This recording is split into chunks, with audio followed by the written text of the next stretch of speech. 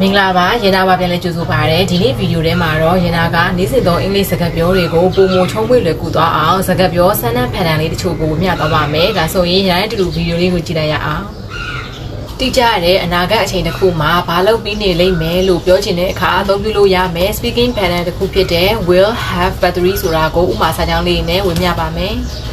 မြန်မာလိုဆိုရင်တော့ပြီးနေလိမ့်မယ်ပြီးနေလောက်ပြီလို့ဘာသာပြန်ဆိုနိုင်ပါတယ် He will have been to Japan in 5 years.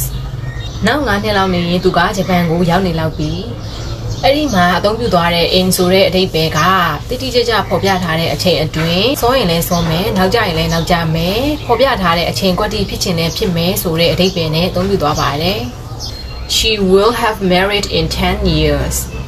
သူမကနောက်10နှစ်လောက်နေရင်လက်ထပ်ပြီးနေလိမ့်မယ်လက်ထပ်ပြီးနေလောက်ပြီThey will have finished studying GLPD and 4 level by November. November လနောက်ဆုံးထားပြီးတော့သူတို့ GLPD and 4 level ကိုအပြည့်ဖြတ်ပြီးနေလောက်ပြီးအပြည့်ဖြတ်ပြီးနေလိမ့်မယ် Will she have gotten her passport by then?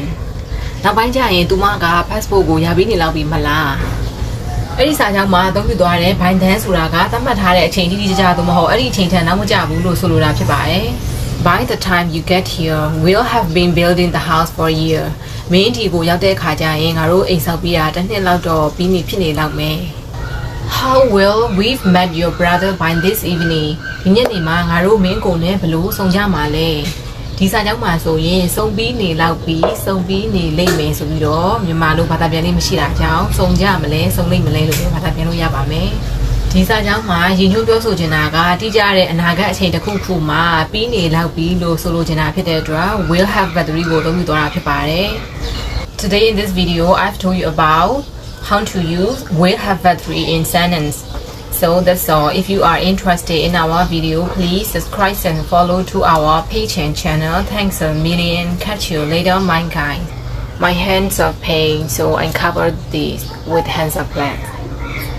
Bye